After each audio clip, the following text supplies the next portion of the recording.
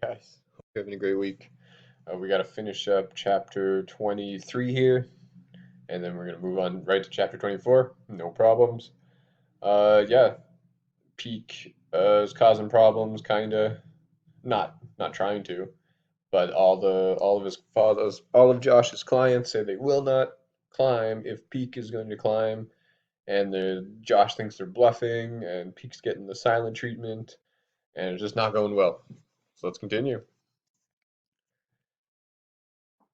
If your health continues to improve, Josh began, and if the weather is good, I hope to start the teams up to the summit in a week to 10 days.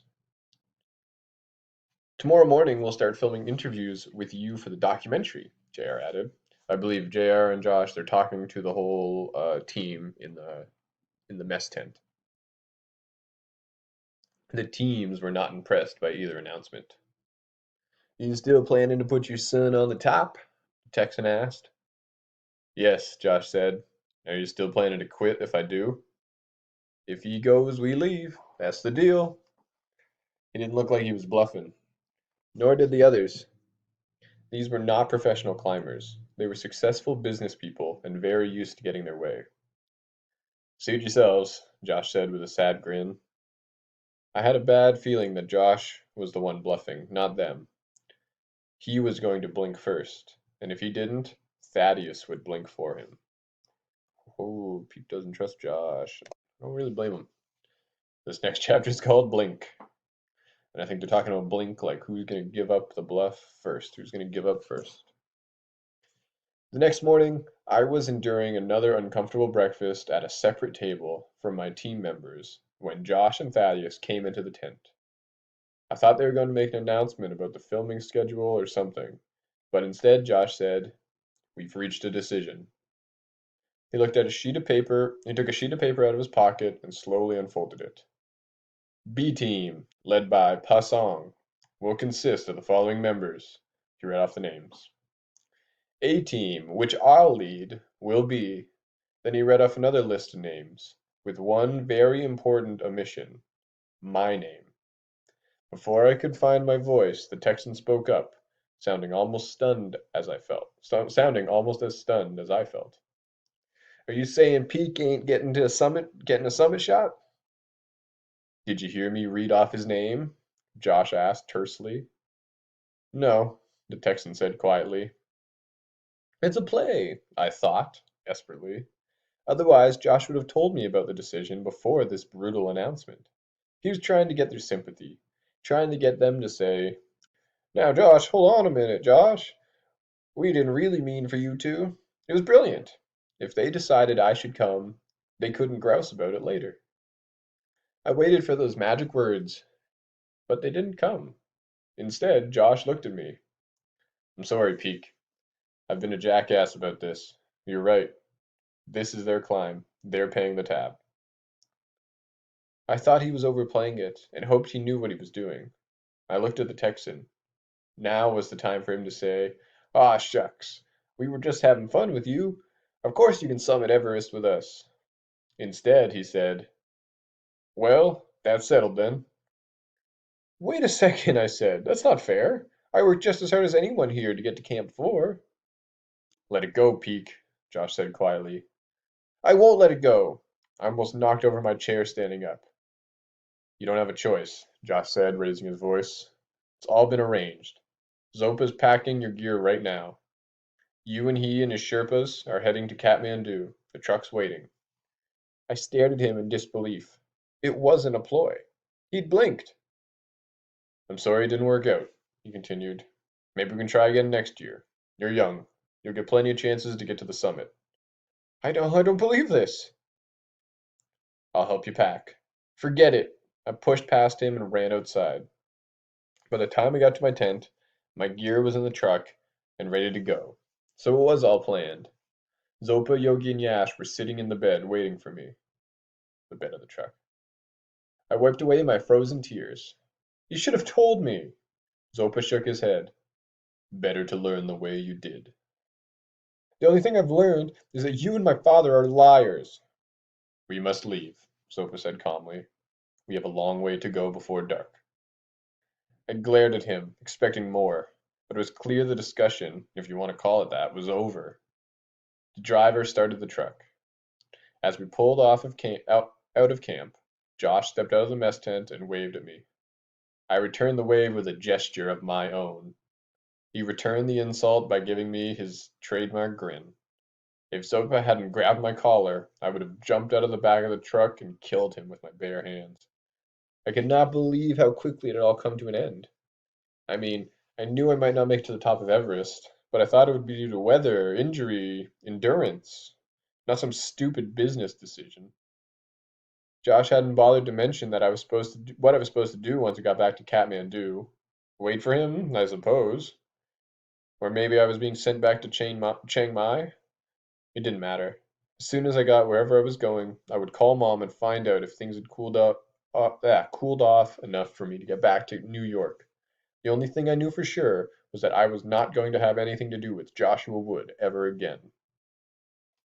We bumped along the rough road for a couple of miles until we came to a roadblock manned by Chinese soldiers. They checked our papers, then thoroughly searched the truck. This is when I realized that Sun Joe wasn't with us. I was so mad when I got booted out of camp, I hadn't even thought about him. I had to wait to ask Zopa until we were back on the road. Where's Sun Joe? He is waiting for us up ahead, Zopa said. It looked like Sun Joe wasn't getting his shot at the summit either. I guess Captain Shek had made it too risky. Shamefully, this made me feel a little better. A couple miles later, the truck slowed down. I looked over the top of the cab expecting to see Sun Joe, but it was just a yak and a porter heading up to base camp. When we drew up next to them, the driver stopped. The porter was Gulu. He gave me a toothless smile. Then he and Zopa talked for a while, but I couldn't understand what they were saying. When they finished, Gulu waved and continued towards base camp. We drove down the road for another mile or so, then came to another stop. At this rate, it would take us a year to get to Kathmandu. Yogi and Yash hopped out of the truck and started unloading gear. What's going on? Team C, Zopa answered. What are you talking about? Instead of answering, Zopa pulled a crumpled piece of paper out of his pocket and handed it to me. Sorry about the dramatics, but we had to make it look good so Captain Shek would think you and Sun Joe were gone and stop looking for us. I also had to appease my bonehead clients. It was the only way I could get you to the summit before your birthday. Zopa's idea. I told you he was cagey. He'll take you up to ABC along a different route. He's under strict orders to keep you alive. If he doesn't, your mom will kill me. I hope you make it to the top, but if you don't, no worries. Josh. I read the note over twice, then looked up at Zopa. He was smiling. We will take a shortcut to ABC, he said. But we will have to move quickly before Captain Shek discovers our deceit. I wasn't sure if I was angry or happy with him and Josh. It had been a cruel trick. I understood why they had done it, but they should have trusted me to play a role. I could have pulled it off, and I was about to tell Zopa this when Sun Joe came over the top of the small hill and waved. Aside from the rumbling porter clothes and the grass in his hair from Gulu's yak, he looked ready to climb. Next chapter is called Shortcut. Gulu had hauled a lot more than Sun Joe out of the porter camp.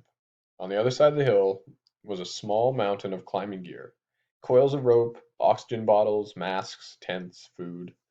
I wondered how we were going to get it up to the upper camps. On our backs, as it turned out, because Zopa went right to work dividing the gear into 5 separate piles. As he sorted through the stuff, I asked Sun Joe what was going on. He didn't know much more than I did. He said that Gulu had woken him up in the middle of the night and told him that they had to leave the porter camp right away. At first I thought Captain Shek had discovered I was there, he said. But when we were safely out of camp, Gulu told me that Zopa was leading you and me to the summit in a separate expedition from your father's, but still on his permit. I didn't tell him about how I found out because I was still mad about it, and a little embarrassed.